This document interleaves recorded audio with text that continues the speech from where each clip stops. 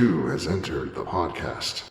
Welcome back, people, to Player 2 has entered the podcast. I am your co-host, Mike, a.k.a. MC Paperstacks, and with me, as always, is my co-host with the co-most, Derrick, a.k.a. Full Metal Merc. And as we have recently reminded ourselves to remind our listeners, this is a video game podcast. We talk about video games, nerd shit, other things, and occasionally we have guests on, and guess what? What? We got a guest on today, introducing Josh from Why You Should Play on TikTok. Say hello, Josh. Woo! Hey, how's it going? Thanks for having me on, man. Oh, man, we are so excited to have you on. Josh, so we've been singing TikTok's praises lately because we've been having so much fun on there recently. For listeners who are in the know, we started our channel, early this month? And I have just met so many cool people through TikTok and so many decent channels. And Josh was definitely one of them that stuck out. You know what's interesting, Josh? I didn't tell you this before, but when I had made the decision to reach out to you, I didn't realize that you were one of the channels that stitched us. Oh, yeah? Yeah, I went to my wife all excited, like, somebody stitched us, we're in the big time. And I found out that was you. You had stitched the video about the Zelda amiibos. Yeah, that's right. I was kind of jealous, but I'm actually due for a new one in the mail today. So Nice. Awesome. Nice. So looking at your channel, the gist that I'm getting, and correct me if I'm wrong, you made Why You Should Play so that you could share your love of video games, but also so you could recommend maybe lesser known video games, indie video games to people, video games that you love, and just really spread positivity and create a positive community on TikTok. that's exactly right. I tried to fill a space I couldn't find. And I don't want to put down anything that's on there, but a lot of the streamers and people who are out there are very over the top and loud and always have hot takes and everything. And, you get a little bit older and you want a little more nuance. Why is something good or bad? So I thought there's so many games coming out, especially indie games, that are great. And I'd rather just spend time talking about the games that are good instead of trashing on stuff. Cool. Yeah, I'd say it's always best to just make the show that you want to hear. That's kind of what we do here on the podcast. Now, aside from TikTok, is there anything else that you're into currently or planning to get into? Well, I have a YouTube channel, but I haven't done much with it. TikTok, the platform, is actually one of the reasons why I kept going like I did. It allowed me to grow a little bit quicker, to connect with a lot more people. It's a really popular and growing platform. Trying to start something new on YouTube or Twitter is difficult, but I've found that people a lot more receptive on TikTok to this kind of thing. So right now I'm just planning on tailoring all my content towards people who are on TikTok. Okay, excellent. All right. Well, for those who are interested, we will go ahead and make sure that you have a chance to plug where to find you at, whether that be YouTube, Twitter, or TikTok. So Cool. People can check you out. I highly recommend you. I think that your videos are very positive. Like you said, they're very informative. I've learned a few things about a few indie games, was reminded of a few others that I need to go back to that I kind of forgot about, which is pretty cool. And I agree with you on the platform as a whole. YouTube and Twitter are both so well established that it is kind of hard to break through. Yeah, And exactly. TikTok, first of all, videos are so easy to make for TikTok, and they're so fun, and they can be short and bite-sized and more digestible. And we're also getting a lot more interaction with it and having a ton of fun with it. Yeah, I'm having a blast. So I completely agree with you there. We're having a really good time with it. So yeah, we're happy to have you on this week. We hope Thank we can you. have you on in future. And Yeah, it feels very validating to be invited to go on the show and other ones. It's just it's cool to know somebody's paying attention and that what I'm doing is kind of working. Yeah. I would agree. I actually kind of love your channel, Derrick. What do you think? Yeah, I've watched a few videos, and like you said, it's very positive, very informative, and just smooth and nothing crazy going on. Just you talking about video games that you're interested in. That's what I love to hear. So, Yeah. Cool, thank you guys. Yeah, I'm very influenced by NPR, if that makes sense. All things considered with Josh. Right. Nice. All right, well, let's get into it this week. Oh, man, what a week. So, Spider-Man No Way Home, the trailer dropped, and just, I don't know. What are your guys' thoughts? I can't even. It made Go ahead. sense when the Avengers Endgame trailer, that stuff blew up. There was a lead up to all that. We had 2 Spider-Man movies before this. It feels like not undeserved, but I don't know, a little over the top, the reception, if that makes sense. Okay. Interesting. What do you think, Derek? I don't feel that it's over the top because it's Spider-Man. Uh. Spider-Man is the superhero pretty much. Besides Batman and Superman, it's Spider-Man. Here's the thing that I don't like about Marvel nowadays and the internet in general. We know so many things about trailers and movies before they're even close to coming out. So we already knew that, what is his name? Doc Ock. Alfred Molina. Yeah, Alfred Molina. We already knew he was coming back. We knew that Jamie Foxx is coming back. We know that most likely Tobey Maguire and Andrew Garfield are going to be in it. So it's just like there's no such thing as a surprise anymore when it comes to I think Marvel. I need to correct myself because that does deserve the hype when I think about it. Yeah. Really. Those universes coming together. Like, I was actually a fan of the Andrew Garfield movies. I didn't think they were the best, but they were fun. And just thinking about that coming together, that is just, it's crazy to even think about. I thought it was all bullshit when they were talking about it, and it looks like it's actually happening. Yeah, when that pumpkin bomb showed up, I lost it. I was like, Peter, don't tell Harry. All right, don't tell Harry. Oh man, for me personally, I mean, I agree with you, Derek, that we I mean, especially you and I, because we got our ears to we're in Brian's. You know, we're paying attention because it's kind of what we do. But you get so many confirmations because people know about staffing and okay, this person's hired on, this person signed to the project, and because we know who they are and what they've done, and we know that they're doing multiverse junk, we know what that means. It would have had so much more impact if we weren't paying attention, and then boom, the trailer dropped, and we're like, oh snap, is that Doc Ock literally from the Sam Raimi Spider-Man movies? What is happening? You know, but it was still cool to see him, and then like de-aged him, and he was like, hello, Peter, and I was like, he's not talking to our Spider-Man. Yeah. I'm still excited to see the subsequent trailers and see the other people pour in. I really hope the rumor about them taking on Daredevil from the Netflix universe is true. Oh, that'd be too much, man. That'd be too much. Yeah. Oh. And I'm really excited. And again, to your point, Josh, it does seem very grandiose and bombastic. And I feel like, you know, we're doing a lot of multiverse adjacent things. And we got the multiverse of madness coming up. We just wrapped with Loki, WandaVision. What? I'm sorry. What else? And WandaVision. Loki. Yeah, Loki. That's right. Loki and WandaVision. So Marvel's been priming us for a while on this type of stuff. And the trailer did seem like a lot, but I think it's mainly just showing off Doctor Strange fighting Spider-Man, using his powers in the mirror dimension. I don't know if we've seen a bunch of multiverse stuff just yet, other than that little weird explosion when they were casting the spell.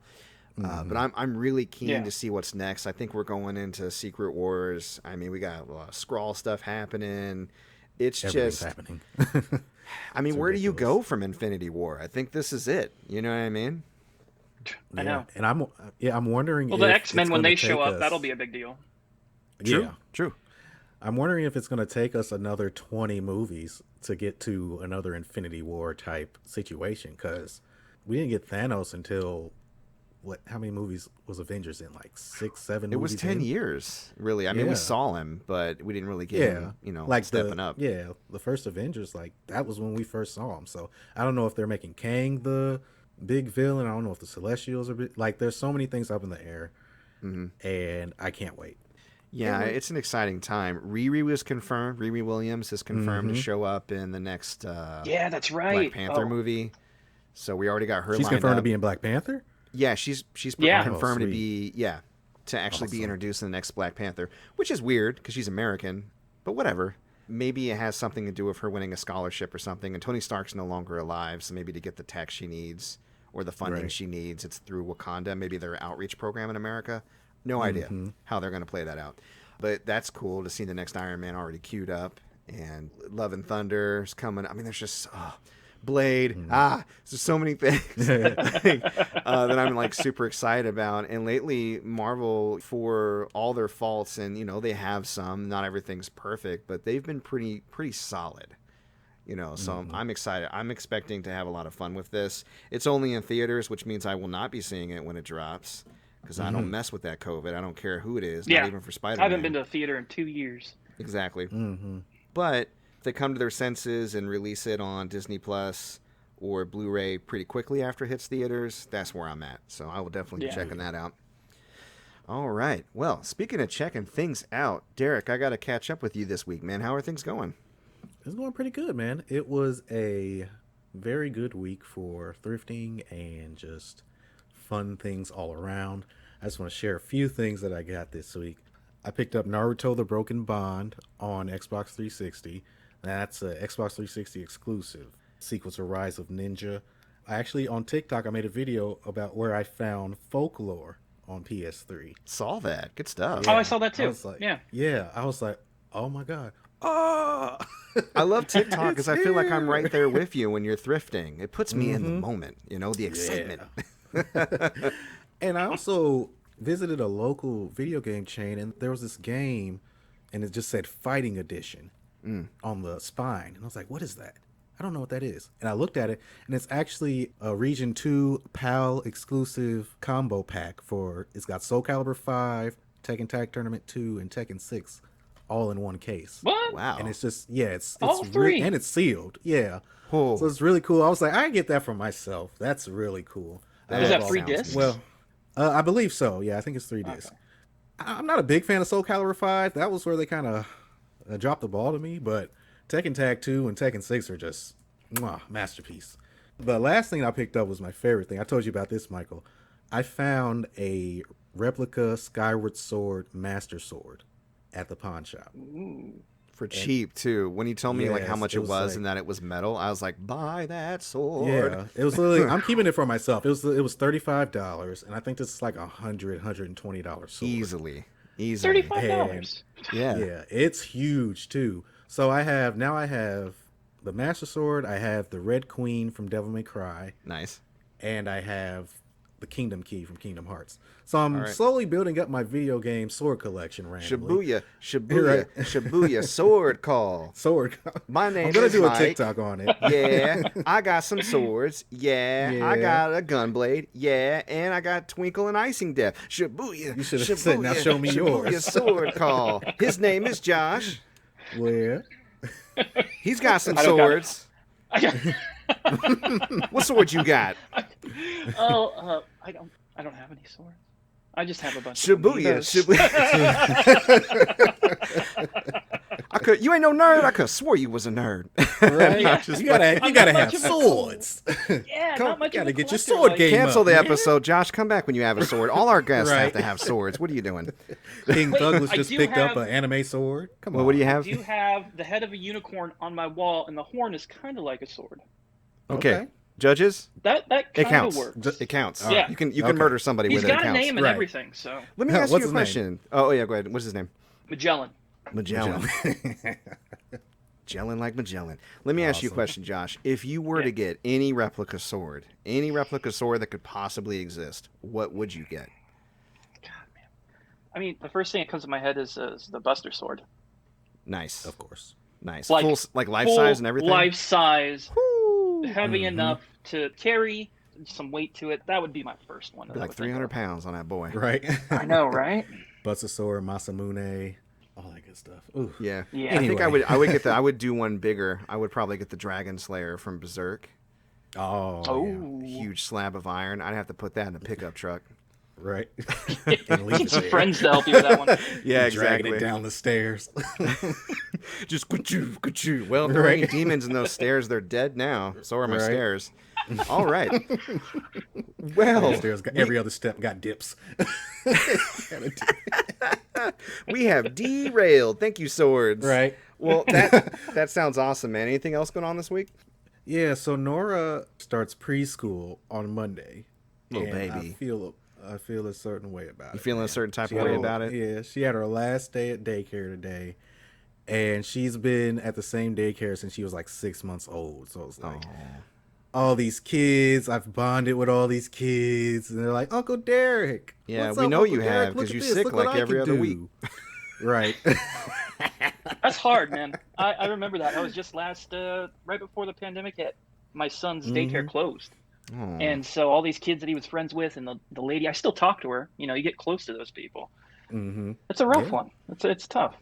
Yeah, I said, I'm not going to cry. I'm not gonna cry. I miss y'all. Aw. Bye.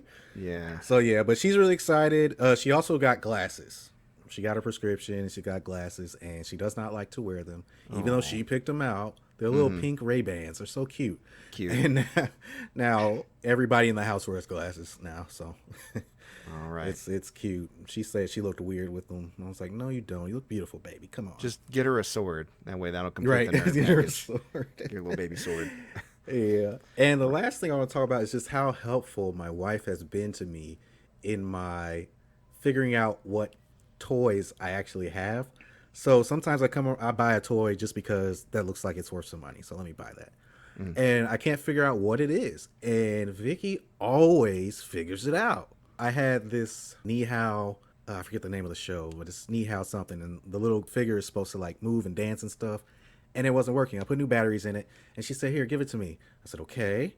She said, give me a thin piece of paper. I was like, what are you going to do with a thin piece of paper? Just give me the paper. I give her the paper, and she sticks it in the little slot where, you know, we get some toys, they have a pull tab, and you pull it out. She sticks the paper in the slot, and then the toy starts working. I'm like, are you kidding me? Wow. It's just one of those things. I was like, this takes a special kind of mind to figure that maybe if I stuff this piece of paper up here. Victoria, that'll the toy work. whisperer. I love it. Right, exactly. So she's very helpful. I just had to shout her out real quick. Well, let me And, shout yeah, my but- wife out because I don't think it'd be ahead. on TikTok right now if it wasn't for her. I also True. wouldn't have stepped up my TikTok game. She's taught me everything I know about TikTok, dude. All the tricks. Putting the captions on. I learned that by myself you could edit the captions, and then I gave her the side eye, and she was like, I forgot to tell you you can edit your captions. The labeling, the putting the labels on the thing, switching the cover, all that good stuff. Like, she's been really Awesome. great about that. All Awesome, right, Josh, man. I will give you the floor to lavish praise onto your wife. Go ahead. Oh yeah, no, absolutely. Except she likes and shares every single video that I post. She doesn't post much on her own. She's not much of a social media person, but she got it exclusively just to watch what I was doing, and every single time That's love. tells everybody she can about it. It's really, really sweet. That's Aw. nice. That is great. Well, speaking But I of have great nobody things, to teach me about TikTok. I learned all my stuff the hard way. Oh well, pin a rose on your nose. It's been tough, man. I hate to admit it. We were talking about when we first got into it. As tech savvy as I like to propose that I am, and so into video games and things, some of the new stuff that comes out confounds me, and it's very hard for me to learn on my own. Yeah. So Yeah. it When I started reminds doing me. this, I learned I went from using the TikTok app to using iMovie, and now I bought a license to Final Cut, and I do everything through Final Cut Pro. And I mean, you've watched my videos from the beginning to now, and the quality jump is just huge. Yeah, and that's they just look me. great. It's just me learning as I go. Mm-hmm. Yeah, I just recently bought a subscription to InShot and using that, and that's been helping out a lot too, especially with the streams. So I'm trying to keep up with y'all. I'm trying to be like you. Speaking of be like you, man, I know you love video games just as much as we do, so I just got to know this week. Josh, what you playing, man? Right now, I am playing Ghost of Tsushima Director's Cut Nice. Ooh. on the PS5. Talked about this in videos, but it is an absolute masterpiece. I can't even just express it in a few sentences. Everything about the game and the options they give you, the new content, the way they're utilizing the PS5, it is simply magnificent. I cannot stop playing it. Agree. And then, Yeah. of course, all the other games coming out this week. Tonight, I got to play No More Heroes 3. I've got to play a bunch of indie games that I want to make videos about. But really, it's Ghost of Tsushima this week, all week. Amazing. Yeah. Awesome. I told myself I would be into it day one, but then I got caught up with a whole bunch of other stuff coming out, and I do it to myself. I don't know why I got a Series X, because I've been neglecting my PS5 because I've been playing with my Series X so much. I'll talk about it in a few, but yeah, what else you been getting into aside from Ghost? Baldo. This was a pretty hyped up, at least in indie communities game. It came out on mobile platforms like Apple Arcade. It's on the PlayStation, Switch, I believe on the Xbox too. But a very Ghibli-inspired type Zelda-inspired game. Ooh. A lot of people have been really excited about this one, so I'm very excited to jump into that. And then there was another kind of similar vein 2D platformer called Hoa that came out earlier this week. And this game's only $15, and it's worth every dollar. Me and my son were actually playing it, and he absolutely loves it. It's not going to blow your mind. Puzzles aren't super hard. It's just a really fun relaxing, beautiful game. All right. Awesome. So Baldo, is that Baldo? That's right. Strange name. The name does not at all conjure any type of image of what the game actually is, so you need to at least look at the trailer, then you'll see why people are Yeah. excited. No, you literally said Ghibli Zelda. I'm sold. So Yeah. Yeah. sounds good. Sounds good. Yeah. Still trying to, all these new games, it's kind of hard, but Neo, That World Ends With You came out not too long ago, and that probably for years was at the top of my list of sequels I wanted made. I'm trying to go through it, and I'm not really documenting it because I just want to get the whole experience and think about it after I'm done about what I'm going to say. But so far, I can say that it was what I was hoping it would be. Good. As a World Ends With You fan, I think anybody out there who played the game knows what I'm talking about. They started and stopped sequel for a long time. They probably 3 times they started and stopped before they settled on this and finally made it, and it's really exciting. Derrick, this week, what you playing, man? I'm playing Legend of Legaia. I am officially further than I've ever been in the game, and it's wild. And the funny thing is, I'm less hours in than I was last time I played it. So I was 25 hours in last time. Now I'm like 20, and I'm further than I got last time. So I've been using a guide because, I mean, with those old games, you kind of have to. The old RPGs anyway, because you don't want to miss something that's going to significantly You don't change your chances of beating a boss later. I'm 100% with this. I will absolutely, easily go for help. I don't have time to grind anymore. Well, that's the thing. That's the thing I was going to say. I used to have a rule when I was a young man where I would play through the game once without any assistance, and then I would guide it up on my second playthrough because my second playthrough was guaranteed. But like you guys are alluding to, we're old, we got kids, we got wives, we got jobs. We can't, no. You get one playthrough if you lucky. So a guide, for sure. You got to streamline that experience sometimes. I get it. Yeah, and even then, like, you still have to actually, like, defeat the bosses, which is just ridiculous. The point that I'm at now, you have to fight 3 siblings. They separate your party, so it's one character fighting a boss. Oof. You fight 3 bosses, and then after that, you have to all come together to fight another boss. No breaks in between. On the first boss, they put you with your arguably weakest character, and you have to beat this guy, and it's like, it's so difficult. And they don't let you save before you go through this entire dungeon to get to this point. So now I have to go back through the dungeon again and do all that. But first I have to grind some levels because it's ridiculous. Like, they can take you out in one hit if you're not careful. So it's one of those things. It's that old school JRPG jank. When I finally beat the boss, I'm going to jump out my chair and just probably put the game down for a little bit because it gets so frustrating sometimes. But I am loving every minute of it. And like I said, it's great. It's great. I love Legend of Gaia. I'm actually over halfway through the game now. So. No, that's great. That's great. Yeah. I mentioned last week about the DuckStation emulator and how that enables people to play PlayStation 1 games on their Xbox One or their Series X or S. Mm-hmm. Yeah, I didn't know you could do it on the One, so I might have to do that this weekend. Yeah, I got the DuckStation up and running, and I played Legend of Legaia on it, and I put it in widescreen mode, and I clocked it to run at 60 frames a second. And DuckStation has built-in cheats for every game. So if I wanted to, I could actually up my money or up my HP or MP. I know that you don't need further convincing to get an Xbox, Derrick, but life is like a hurricane here in Duckburg. I would literally just cheat through that whole game and I would not care. Yeah, for sure. I would not care. Level 99, let's go. Well, I'm not cheating on most games, but I did start a Final Fantasy Tactics playthrough with Cloud unlocked from jump because I know ain't nobody got time for that. Right.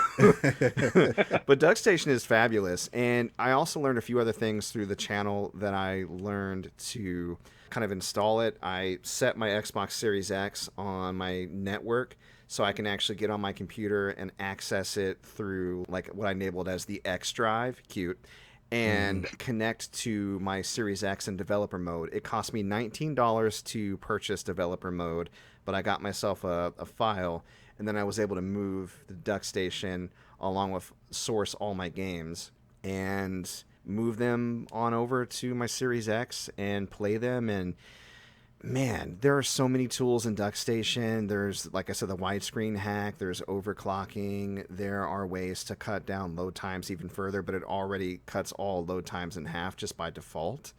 Wow. It's probably at present, unless you want the most authentic experience, which would be, of course, playing on an original PS1 on like a CRT. But at present, it's probably the best way for me to play my PlayStation 1 games. It's amazing. Awesome. On an Xbox. That is amazing. Yeah. On an Xbox before PlayStation 5. Yeah. That is crazy. Oh man, I can't wait to get it running. But aside from that, I played a few games this week. Monday Night Brawlers on Twitch. I played Double Dragon and Kunio-kun bundle. So that is a collection of the first 3 Double Dragon games. It seems like the NES versions of the games and not the arcade, which is fine. Mm-hmm. Those are the ones I grew up with. And then for Kunio-kun, all of those River City Ransom-esque games that never came stateside. I think Crash and the Boys did, but a lot of like the sports shoot-offs aside from Super Dodgeball didn't. It's a fun bundle. It's really cool. Yeah, no, it's neat. It's neat. Some of it's a little esoteric and hard to figure out, and you're working with 2 buttons, but if you know anything about River City Ransom or Kunio-kun at all, or even Double Dragon, to be honest, they fit so many actions on just 2 buttons. It's crazy. It's insane how many, So I was having a lot of fun with that, and I think I'm going to follow up. I purposely held off playing River City Ransom. I played all the other games on the bundle. I'm going to play River City Ransom probably this week. That was the beat 'em up that actually got me into beat 'em up. So it was my very first. It's my favorite game on the NES, period, is River City Ransom. I didn't get to discover them until much later, but I still love them. They're great games. Yeah, definitely great games. Another great game I tried out for First Time Tuesday was The Ascent. Have you guys heard of The Ascent?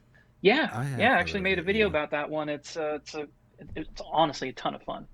It is. So for those who don't know, because this wasn't really on my radar, I literally played it just because it was on Games Pass, and I heard a couple of good things here and there after I got my Series X. It's top-down a la like Diablo, and it's cyberpunk. You're on this planet as like an indentured servant, I guess, or something. Like corporations basically took over, and you have to work off like your sentence for your traveling to the planet and whatnot. And I'm doing odd jobs for everybody, and you mainly use guns. There are people that attack you with melee weapons, but if you get to fight with melee weapons, I have not unlocked this yet. It starts off a little easy in like the opening chapter, but then very quickly you understand how hard combat can get.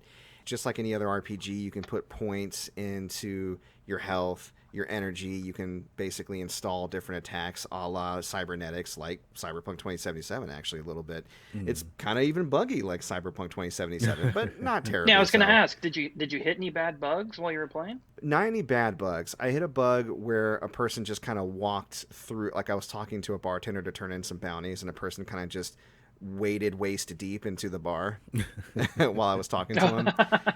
And I'm trying to think if there were any other bugs.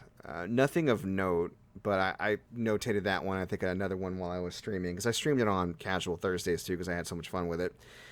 Overall, I really like it. It's starting to get a little samey, but as soon as it does, they usually introduce either a new enemy type or a new area or a new power or a new whatever.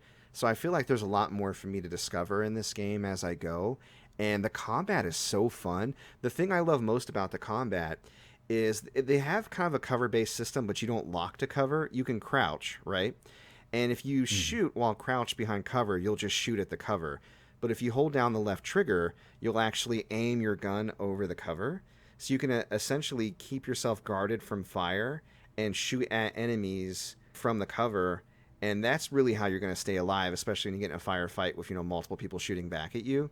Now, the enemies will evolve, and they'll start throwing grenades at you, or there'll be enemies that leap at you, and maybe they're more melee-oriented. They even have enemies that are short, because they have different races in the game. So either robots or aliens that if you have left trigger held down, you're not going to hit them because the bullets just fly over their heads. And you also have really big dudes that take a lot of damage and just come at you. So you got to find different ways. But I like that enemy tactics will, you get used to doing that, and that helps, but you also get forced out of that and try to find other ways to survive.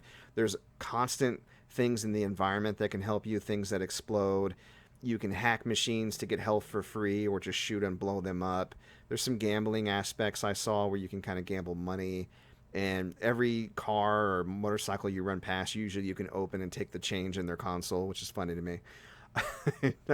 And it's heavily inspired by like Blade Runner like visuals. They shamelessly rip from cyberpunk movies, which is in a good way. It's a gorgeous looking game, filled to the brim with like junk and neon and grime. Yeah, it's very dense. It was really a cool world to explore. Yeah. Yeah. So I really like it. I would recommend it. I hope I can find more people on the Series X to play it with, because I haven't got a chance to experience the multiplayer. I could probably play with some Randys. I just haven't got around to even trying that yet. Yeah, I'd highly recommend it for anybody that's into RPGs or like that top-down Diablo-esque dungeon crawling. It's awesome. Yeah, very fun. Very cool game. I look forward to playing it more. Last Friday, for Friday Night Frights, I started Call of Cthulhu, Dark Corners of the Earth. I liked it so much I'm going to be playing Part 2 tonight, so that'll be up by the time this episode is up. It's an old Bethesda game. It's got some jank to it, but you know me and Lovecraftian games, really into that type of lore, and I've gotten far enough to where I've gotten in, past like your initial investigation into the town of Innsmouth and a missing person, and you're like into combat now, so I'm kind of getting into that. And I remember when I played it originally on the original Xbox, I think I had to play it on my 360 because I didn't have access to an original Xbox when I first got it. I remember the combat being even more wonky, and I think that's where I stopped. So hopefully I actually get further this time. It won't crash on me as much. It runs terribly on PC and 360. So I'm glad that I have an original Xbox to run it now, and I have a way to run it to actually capture the footage on my Xbox. So feel blessed for that. But check that out if you're interested. I think it's a lot of fun, and I'm going to be trying to go as far as I can in that, maybe do a few more episodes on it. The last game I played this week that actually came out this week, I believe, and it's on Game Pass, 12 Minutes. Yes, Yeah. I played this. Yeah, so that's a time loop game where you basically, you have more than 12 minutes, sometimes less. You kind of advance the story in a way, faster or slower depending on the actions that you take. But essentially, you go home to your apartment, you're hanging out with, I assume is your wife or your girlfriend, you find out some news, a cop comes in, shit goes down, goes south real quick, and then you find yourself back at the beginning of that sequence like, well, what? Yeah. And you have Willem to get to the Dafoe bottom. cop too. Willem That's a little Dafoe, frightening. yeah, he comes in like, Spider-Man, join me and we can run this city Right. together. Finish it. No, he doesn't do that. He comes in like, you're under arrest. Let me zip tie you. But it's got a lot of stars. It's got Daisy Ridley. I think she plays the girlfriend. James McAvoy plays your main character. Yeah. They spent some money on voice talent. I They've don't been think developing necessarily this game they... for 6 years. It took Long 6 time. years? Wow. Yeah, Okay. they delayed it and delayed it and delayed it. I remember it was announced in 2015. It's catching some flack. There's a lot of stuff online about how Yeah. people hate the ending. I did see the ending. Let me ask you, without telling what the ending is, because I don't want to spoil it for people out there. I think it should be experienced for those who are interested. What did you think of the ending, Josh? I hate to trash on a game. They put a lot of good work into it, and I had a lot of fun. But there's two things that stuck out. I wasn't huge on the ending, and I felt like the control scheme was very familiar. Like all the work they put in, I felt like it was like I was playing a mid-2000s point-and-click game on my computer. It does feel very point and click. And, Yeah. I mean, it could be... I've played worse point and clicks, for sure. Oh, absolutely. This is a game, like, especially if you have Game Pass, play it. It's a cool game. It's got some very interesting parts to it. Yeah, but it's not Game of the Year. No. It's an interesting experience, and the barrier to entry is low, but I don't hate the ending as much as everybody else does. I get why it's hated, certainly. I get it. I'm like, you're pulling some insert game here that I won't say because you'll guess what it is type stuff. Yeah. You and I were actually talking about this game earlier in the week on TikTok, if you remember which game I'm talking about. It was one where I said the developer should go to jail. Yeah. Yep. Yeah, they're pulling some similar Yeah. stuff there. Yeah. Very, man, you read my mind. Yeah, right? So, again, I don't want to get... Because if I say it, people are going to go, oh, like, I don't want to say what it is. But, yeah, I think it's worth playing. It's very interesting. I like the idea. I hope it inspires other games to do similar shit with the premise. Let's just say that, right? for sure. Absolutely. If you liked adventure games, then this is a game that you'll most likely enjoy. Yeah, and even if you don't, I'm not big on adventure games, but I do like when a game has a strong narrative or puzzle solving or a mystery. And I think there's puzzle solving and a bit of a mystery here at play. And if you absolutely hate adventure games, like can't stand them, this may turn you off. But it's so bite-sized, and it's a lot less obtuse, I think, especially like than the classic adventure games are. I don't know. It's a little obtuse, though. Like, there were a couple times where I was like, what do I do?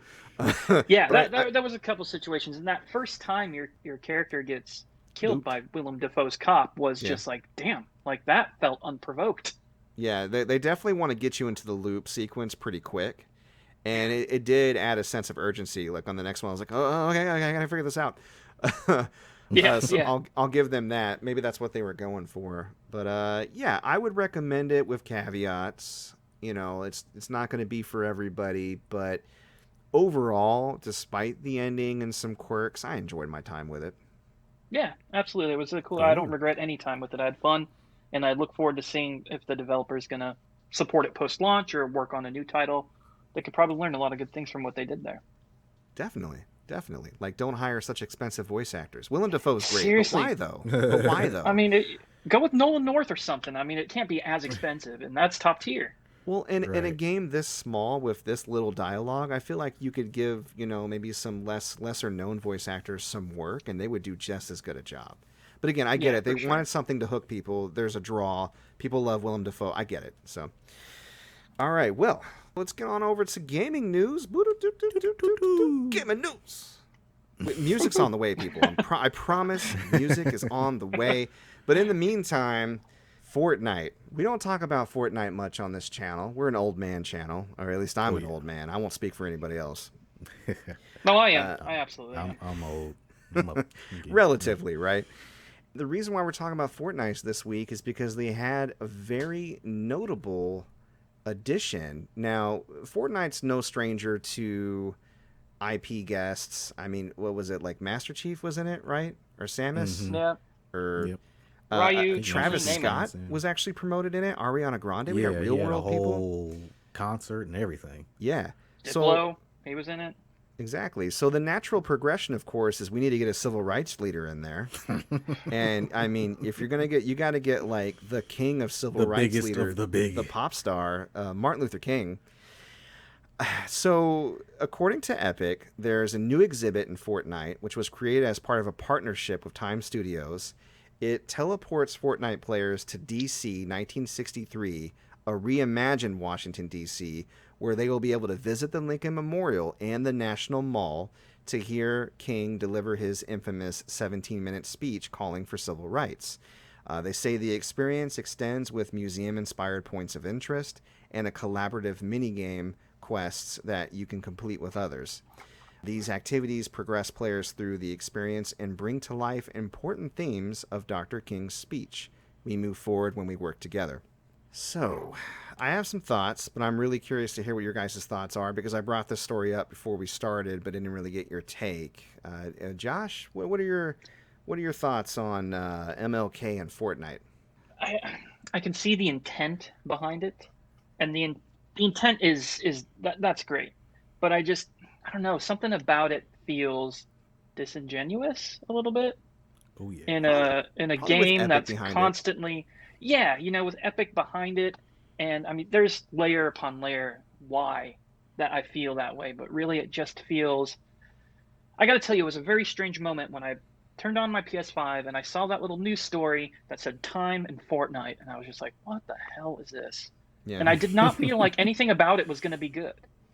Now, if this gets a kid to see that and they're like, oh, this is great, I want to learn more about this, then that's fine. But I don't know. I'm kind of curious what you guys feel because I kind of feel weird about it. Yeah, I think that's natural. Yeah, Derrick, what do you think? I don't understand the intent. First of all, it's not even February, so what are we doing? Hey, Black History all year long. Black History 360. I feel like that's what a lot of people are thinking. Like, is it February? Yeah. Is it 2022? Yeah, nope, it's not. That's kind of one of the things I low key like about it, that we're not trying to partition it off. I but know. I feel you. I feel you. It's Yeah. interesting to say the least. Like you said, Josh, it seems very disingenuous.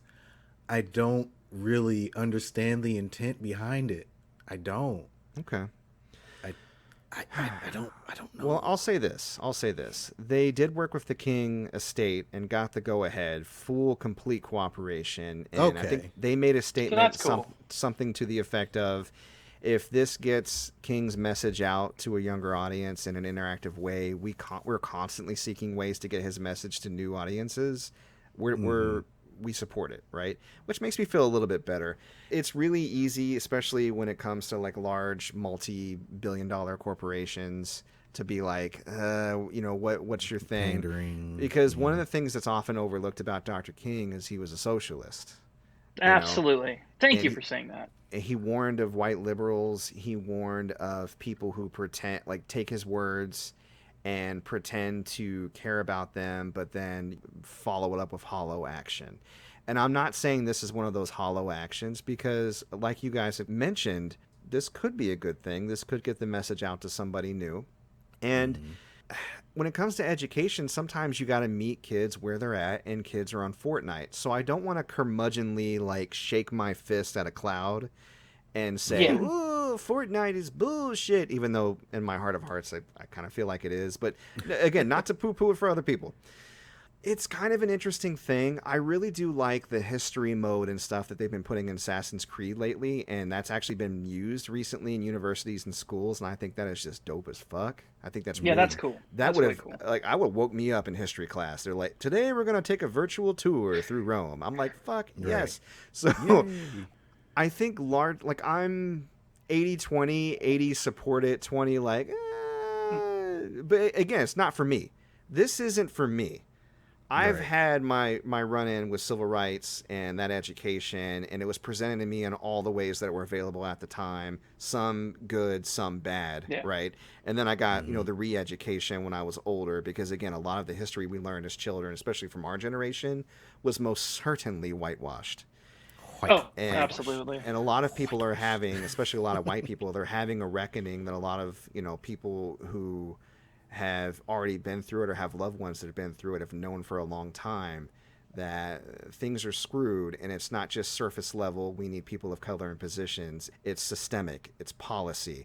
And it's a lot of things that Dr. King spoke on that really got him killed, that were swept under the rug past the I Have a Dream speech. So I hope that this is the start of getting not only his message out, but his complete message, maybe James Baldwin, the messages of other civil rights leaders in their full context out to young children. And in that case, I do support it. But I'm not going to speak for everybody. I think everybody's going to have a different opinion on it. And at the end of the day, we're all doing the best we can.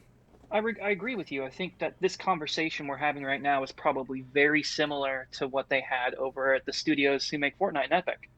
Having this conversation about access, who can see it, the younger audience. It's a good conversation to have, but it always feels a little bit icky when this kind of stuff is presented in a forum that's made just to make money. Yes. Yeah, that's the part that's, Call me when they put Malcolm X in there. Oh, man. Yeah. Man. I mean, you know what? The one thing I do, I'll give credit for this. Yeah, they're probably banking on this making bank, but at least Fortnite is free, and the cost of entry to actually go see this is probably free as well. This isn't part of like a DLC pack, like the Civil Rights DLC pack. Very good point. You know what I mean? Very good point. Yeah, the MOK DLC pack. And as long as I don't see anybody like standing up on his lectern Pre-order, get the flossing Rosa while he's Parks. doing his speech, I'll be okay. You have a dream for $15.99. Exactly. Oh my God. All right. Well, let's move on from that then. We have Gamescom stuff to talk about. That was the big kind of news chunk this week, was all the stuff announced, updated, and discussed during Gamescom. So I know you had a few things that stood out to you, Josh. Let us know kind of what games really caught your eye. What did you like that you saw? What's up with Gamescom this week? So the first day of Gamescom was the day before opening night live, and they did the Xbox presentation that day. And I was surprised that they had so many games that I was interested in that presentation, but one in particular was called Into the Pit. It's like an old school Hexen Doom inspired first person shooter. Mm-hmm. It looks really, really good.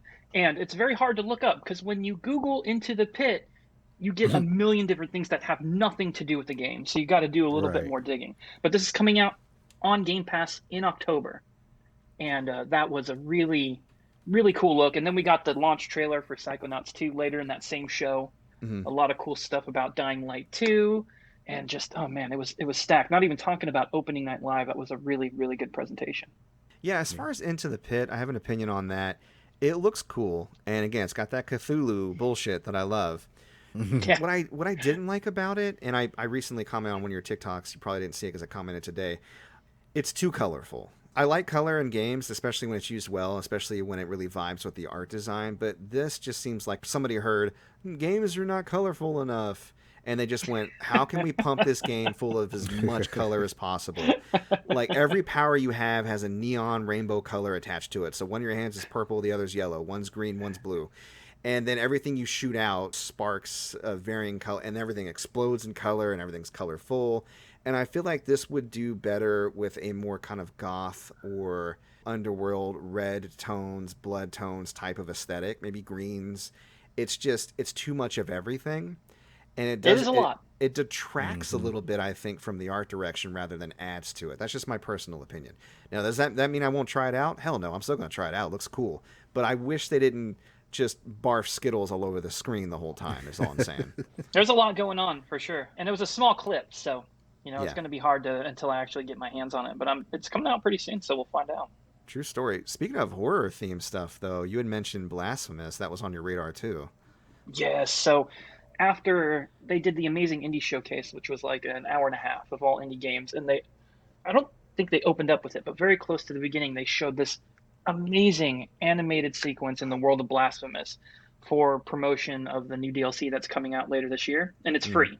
And they also announced at the same time that they're doing a sequel to it, which will be coming out in 2023.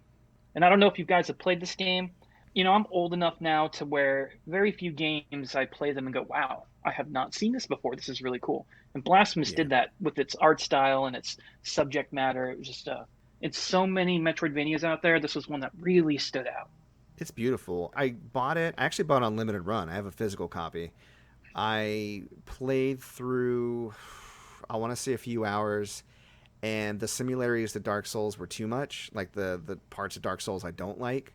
I don't like, I mean, it's very difficult, which is fine, but I don't like when you die, you lose stuff, and then you have to go back and I think either fight yourself or fight the thing that killed you. I can't remember, but it's not easy to go back and get your progress. And I don't like it's a difficult game. I bounced my head against the walls a couple times, but I stuck it through and I'm glad I did. And this is coming from somebody who owns all the Dark Souls games and hasn't beat any of them. Yeah, same thing here. I'm afraid to admit, but yeah. I just love the art. I want some like it's them beautiful. so much. It's so beautiful. It's such a cool game. Yeah, no, we've talked at length how we're scrubs and we don't do so well at Dark Souls. Maybe one day we'll go to Dark Souls school one day. I'm gonna do it. I am gonna do it. I own it. I own Sekiro. I am going to go after these games at some point. At least that's what I'm telling myself. But I think I can do it. I mean, I beat the original Mega Man when I was like 8 years old. Come on, I can be a Dark Souls game. You can tap into it. Just give up. Just take a week, lock yourself in the basement. Yeah. Don't eat, don't sleep. Just do it. You can do it. Yes. We believe in you. Always have hope. Always have hope. All right, Derrick, you mentioned a game earlier that really stood out to you, Gamescom. What was that again? Dokev? Or Dokev? When I watched this trailer, I was like, what is this? And when can I have it? Because it looks fantastic. Yeah, it looked like a Jet Set Radio / Pixar video game. Chibi babies skating around, right? Yeah, and you have like all these different modes of transportation. Yeah, and it looks like kind of like a realism as far as the world, but the characters are like real cartoony. Mm-hmm. And like you say, real chibi. And then I guess there's a monster collecting aspect to it too, and you can have monster partners and do special moves, and it's like you were saying on the other game, it's really colorful. Yeah. Like, this is from the same but studio. It fits. It fits here. Same Yeah, it studio fits here. that made Black Desert Online is the one behind Dokev. Okay. A Korean studio. Yeah, so that's pretty exciting because that game is gorgeous. I'm not a huge fan of it, but it looks great, and there's a lot to go on from there. But I thought that was really interesting. Mm-hmm. And the one thing that really stood out was the song that played through the whole trailer. I was like, oh shit, I'm gonna have to download this. Oh yeah, it was a bop for sure. Did I you was singing identify along. the song at all? Were you able No, to I find don't. out? No, I have no idea what it I is. used Shazam on my iPhone, and it was like, there's no entry results. We can't find anything on this song. Damn, they made it up on the Yeah. spot. Somebody was like literally at the Gamescom just singing into a mic. I was like, oh shit. Like you said, it's a bop, dude. I'm buying this. And I guess it was originally supposed to be like an MMO, but they changed it to an open world adventure game. I'm glad they did because it looks Yeah. really cool. MMOs are hard to get into these days, for me at least. Oh yeah. Yeah, Well, I've never been an MMO fan, so I was just talking to Big Nakruma earlier today from Gamer Friends, and he was playing Destiny, of course. It's his favorite game. He was like, you think you might get into Destiny? And I was like, brother, listen, man, I just can't commit to just one game. My free time, I do carve out a decent amount for playing games, but there's all these different games I want to try, so I'm always bouncing from thing to thing. It sounds like Josh can relate because you kind of do the similar thing. 100%, man. And I do log into a game when it really, like, there's a game like, wow, this is good, and I want to finish it, and I do finish games, but sometimes I'll cycle through a bunch of them before I land on one, and even then, you ain't keeping me for longer than probably a month, because I got to beat you and move on, you know? Right. So the very idea of a game that's just, you just play this. You just play this. You just invest time and play this. That's what you do. This is what you do now. And I'm like, I don't want to know. It's too much. I am not monogamous when it comes to video games. I am polyamorous. I'm poly as hell. I'm out here just with all the game babies. Just girlfriend meme. I'm looking at 1,000 other games. So just controllers everywhere. Yeah, honestly, looking around the basement, that's exactly the situation I find myself in right now. I still can't believe I bought a Series X. I put so much shit on my plate with that. Yeah. Woo. Okay. Anyways. Well, I'm going to rattle off a few other things that I noticed, and we'll kind of give our take after everything is said and done. So I'm just going to go through the list here. So Sifu gets a release date, February 22nd. That's still coming to PC and PlayStation. Definitely interested in that as a beat 'em up. Horizon Forbidden West is delayed until February 18th. There's a lot of games coming out in February, BTW. Dying Light 2 dropped a gameplay trailer that looks really dope. You actually did a pretty good job putting it up on your TikTok, so for those interested, go to Why You Should Play and check out the TikTok. Arrives December 7th. Forza 5 on day one with Xbox. They did a really good job capping it off with Forza 5, showing you how you drop in and start playing, giving you a ton of details. Custom controller looks really cool for the game. I want that controller. I really want that gorgeous. controller. Mm-hmm. Yeah. Whew. Yeah. So pretty. A Saints Row reboot. So February 25th. It's on everything but Switch. It takes me back to more of a Saints Row 2 vibe, which is my favorite Saints Row, so I'm kind of excited about this. Saints Row. I was talking to GP from Call It Like I Don't See It podcast earlier in the week about this one, and I was saying, with Saints Row, once you got to 3 and on, it's like if everything is insane, then nothing is insane. They went too far. You have to have a basis in the real world for things to really shock and seem outstanding. And not that those games didn't have any merit. It's fun to fly around as a superhero in an alien approximation of the Saints Row City or whatever. Yeah, I don't know. But not for me. Saints Row 2, shoot and poop on houses. That's where it's at. Yeah, exactly. That's my favorite mini game. I never from played that game. those games. I remember watching the trailer. I went in, I knew of them. I never really played them, though. And I'm watching the show, and that trailer comes on, and I'm going, this looks really fucking awesome. Do yourself a favor. What game is this? I was trying to figure out what it was, and then when they, revealed it, I was like, no way. That game is instantly on my radar. Yeah, no, I mean, this reboot looks great. But do yourself a favor, track down Saints Row 2, go to the create a character that looks like Joker, and then play like you are the Joker. Like that that is seriously supervillain simulator, and it's wonderful. And you do such silly shit. Yeah. There's a mechanic where you just grab somebody by their collar and their waistband and toss them. And then you can toss them anywhere you want, in front of a car, in a jet propeller. It's good stuff. Anyways, moving on. We have Midnight Suns, Marvel's Midnight Suns. That looks to be a tactical RPG We only got a video trailer, but the video trailer was really cool. Oh my god. It was cool. Yeah, it was really dope. super dope. March 2022 is when it's going to release, and they said they're going to have a gameplay trailer for us September 1st. Okay. Cult of the Lamb, and this is very much a Devolver published game, which you can almost tell just from looking at it. Developed by Massive Monster. It's basically a little lamb who is about to be slaughtered and then gets saved by a mysterious force and gets powers, and then ends up building a town where all the other animals worship the lamb, and then they go off to defend their followers from other potential prophets or other people powers. I don't know exactly. Beware of false prophets. It's kind of like a protects build village thingy with like a roguelike or like a dungeon crawl type thing married with it. It's coming out in 2022. It looks really neat. I love the art style. It's very cutesy, but there's a lot of violence happening. So just that dissonance, I think, kind of really fits together well. Midnight Fight Express. This is by a single developer by the name of Jacob Zwinel? That's a hard one. I know what you're talking about. That's a hard one. It's like Dzwinel. He is a father who made the game by himself, so kudos, because where do you find the time? It looks like a really decent beat 'em up, and it's coming out sometime this year, and I believe it's going to be on Game Pass. Oh, it is this day year? one. Oh, that's awesome. Yeah, 2021 is what they said. And then April O'Neil was announced as a playable character in Teenage Mutant Ninja Turtles Shredder's Revenge, which I thought was pretty neat. Yeah, she looks really cool. That looks like a ton of fun. I'm really excited about that one. Yeah. After how good Streets of Rage 4 was, I'm ready for more. Mm-hmm. Yep, and you kind of mentioned it when what we were playing, but this week, guys, Myst came out again, like a re-release. No More Heroes 3 literally drops while we're recording today, so it's out by the time you're listening to this. Hoa sounds really cool. I'm going to check out Baldo. I think that sounds neat. What system is Baldo on?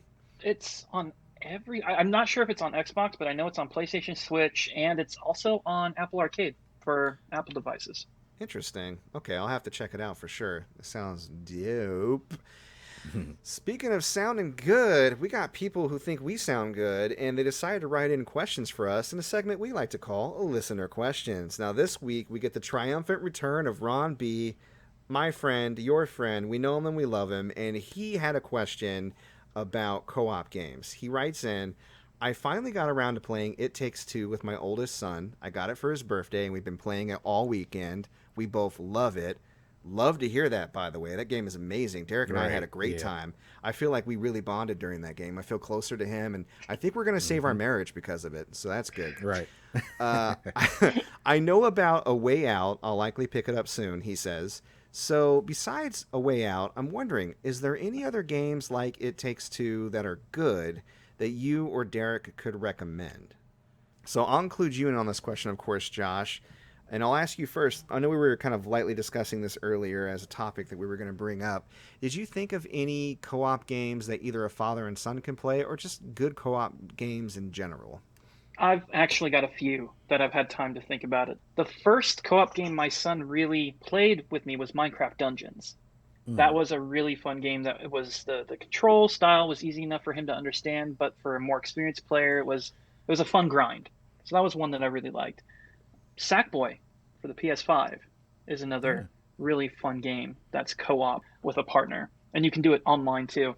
But the one that's my favorite, but is a bit more difficult for less experienced players, is Overcooked 2. Yeah, I would agree. Yeah, it's so great. much fun so and hard. Stressful at the same time. My wife literally was like, nope, not playing this. This is too much. I'm getting stressed out. Those three games are the ones that came out that popped up in my head because I had a lot of fun with those. And I don't play a ton of multiplayer games, but these ones stood out. Yeah, no, those are solid recommendations. And I agree with you. Overcooked might be much for a kid, but every kid's different, and his kid's a little older. Maybe they might get the hang of it.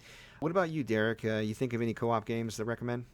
The only co-op game I can really think of is, and this just depends on what he allows his son to play, but Mortal Kombat Shaolin Monks. Like, I had such a blast playing that. No, that would work. It's all pixely. It's not like real. Yeah, I mean, you know can do fatalities, but you have to seek them out. So I don't know exactly. But yeah, Mortal Kombat Shaolin Monks is just, it's so fun, and it's got jank to it. I didn't know it did until I replayed it with Michael. It's got a little jank to it. You're right. But yeah, it's a good, really fun time. There's lots of laughs to be had when you're missing jumps and just accidentally hitting your co-op partner. But yeah, Mortal Kombat Shaolin Monks, like I really, really want another one of those. Yeah, always be plugging on MC Paper Stacks Plays on YouTube. You can see the episode where Derrick and I played that game together. So check it out if you're curious about it. I had a few games, so I'd recommend the Lego series. If you haven't already played these with your kid, the Lego games, most of them feature co-op. You know, the original Star Wars trilogy, Indiana Jones, Batman. A lot of kids like the Batman series. You got Marvel's on there. There are so many properties that you like. Even Pirates of the Caribbean, I think. Harry Potter. Yeah, they've got one. Harry Potter. Yeah. And they're great. Jurassic Park. Yep. There's light puzzle solving, nothing that you can't handle or have your kid help you with. The combat is pretty simple, but the pantomiming of all the movies, especially if you've seen the movies, is really great. I don't like how they started just inserting the voice acting from the movies. I liked it so much more when they were pantomiming the movie and referencing it, like in the original Lego games. I thought that worked. Yeah, they weren't better even. for There me. wasn't even any spoken dialogue, was there, in the early ones? No, it was just all kind of tongue-in-cheek, wink, look at us kind of pantomiming the movie that you already seen. And I love that. So yeah, that was fun. I wish I'd go back to that, to be honest. But the newer trailer that we saw for the Skywalker Saga, which is all 9 of the films in Lego form, it seems like they kind of redid some scenes and added some dialogue or made some changes to try to get some of that spirit back, even though it has spoken dialogue. So, there's a couple of beat-em-ups I think would be good. Castle Crashers I think is great and would be fun to play with your kid. Streets of Rage 4. Derrick and I also played that recently, and I have an episode on that on Monday Night Brawlers and MC Paper Stacks Plays. It's really fun. So beat-em-ups are always simple and really fun to play with a friend. Stardew Valley, if people don't realize, Stardew Valley added a co-op mode not too long ago, and that is a very chill game, but it's a lot of fun. There's a lot of different stuff you can do. You can go dungeon crawling in that game to get supplies. You can, of course, farm. You can do a lot of different activities. You can go fishing. And it might be a kind of a cool, calm way to like bond and build a farm together. I think that would be really neat. So something to look into. And the last one, and again, to mirror Derrick's sentiment, I don't know if the violence is going to be an issue or not. But again, use your discretion depending on how old your kid is. Resident Evil Revelations 2, I think, is really great as a co-op, especially with a less experienced gamer, because the second player typically doesn't engage in combat. The second player is either going to be Moira Burton or I can't remember the little girl's name that plays with Barry Burton. But either of them either have powers like shining a flashlight or pointing where monsters are at or solving, puzzles where you need like a smaller person or a second person. And then the main character, either Claire Redfield or Barry Burton, are the ones that kind of handle most of the combat. So I think that that's kind of a cool game. I've actually... my wife, she's not very good at video games. Speaking of Overcooked, it almost broke us. She was like, I can't. I'm like, fair enough. But she was able to hold her own for quite a while we were playing Resident Evil Revelations 2. And I had a lot of fun playing that with her. She screamed so loud I couldn't use any of the footage that we had, unfortunately, because I was recording it. And she just broke the mic, which was cute. But it was a lot of fun, and I'm glad that she played that with me. So those are recommendations that I would make. Awesome. It takes 2 sets of high bar. That was actually a really great game. Yeah, it's one of the best. Like, you started at the top. It's all downhill from here, Ron. Yeah. One more I just thought of at the top of my head. It's a little expensive. Hopefully they put it on sale soon. Baldur's Gate Dark Alliance just got re-released on consoles from the old PS2 days. That's a really good co-op game that you can play, and it's a simple dungeon crawler, but it's still a lot of fun. I'd recommend that one as well. Yeah, that's fun. That's a good one. All right. So this time in the show, I always like to check in and see what people are feeling. So Josh, you being the guest this week, I just got to ask one question. This week, what are you feeling, sir? I'm feeling anime. I have been watching it ever since yesterday morning. I am probably 13 episodes into Demon Slayer, and I haven't had this much fun with an anime in a long time. I'm not like a hardcore anime watcher, but... Same. The one thing that always got me about anime was it seems like the thing that gets me is pacing. It's either really slow or too fast in anime, and I still watch it and have fun, but Demon Slayer did a really good job with the way they paced it so far. And I'm having a lot of fun looking forward to getting to the point where I can watch that movie that everybody was talking about not too Oh long my ago. god, the movie is so good. Is it? Yeah, I'm excited about that. Yes, So I'm gonna it's so good. try to maybe put games down for a little bit this weekend and try to finish Demon Slayer. But that's like at the forefront of my thoughts for some reason the last couple days. Right on, right on. Well, this week I wanted to plug a YouTube channel that I discovered recently. It doesn't have a fancy name or anything. It's just the guy's name that does it. His name is Pat Finnerty, and he lives in Philadelphia. And he is a musician, and pretty good, pretty decent musician, actually. You see that in some of his videos. But he was watching this guy named Baldo do a series on YouTube called What Makes This Song Great? And he thought he would do kind of the opposite version of that and do a show called What Makes This Song Stink? So far, he has 4 episodes, and I think the first episode I saw of his was episode 2, where he did an episode on All Summer Long by Kid Rock. Oh, God. His Oh. first episode was Kryptonite by Three Doors Down. The third episode was Beverly Hills by Weezer. And that one got him really famous. He went from like 400 subscribers to like 50,000 overnight. It was insane. Damn. Yeah, Wow. and it was great because the thing about the Weezer episode is he grew up with Weezer and he loves the Blue Album and Pinkerton, and he was feeling a bit of guilt about, ragging on the band that he loved so much as a kid. And then you start talking about nostalgia and if you can, if you should let things go or keep things, or if new things ruin old things. It was actually very introspective and deep for the type of format show it is. He's really good with comedic timing. I've watched a few of his lives. He's very funny, even when he's not edited. Love his stuff. I love the progression from like an iPhone camera to a professional camera, and him talking about YouTube videos. And he's like, I see a lot of these guys doing music videos. They got to have amps behind them, like a wall of amps. So I put more amps behind me. You're welcome. And then the most recent episode 4 he did was on Train. And he couldn't decide which was the worst Train song, but I think he landed on Hey Soul Sister, which, Oh, yeah. yeah, that song sucks. Oh, yeah. That's Yeah. not great. Hey, soul sister. Don't. No, we're not doing that. But yeah, he was like Drops of J, like, which is the worst Train song. So he started a campaign called Stop the Train, which did really well. And I love this guy, so I want him to keep growing. I think that he's got something special, and I just have a lot of fun. I'll be rewatching some of his episodes, and that is what I'm feeling this week. Awesome.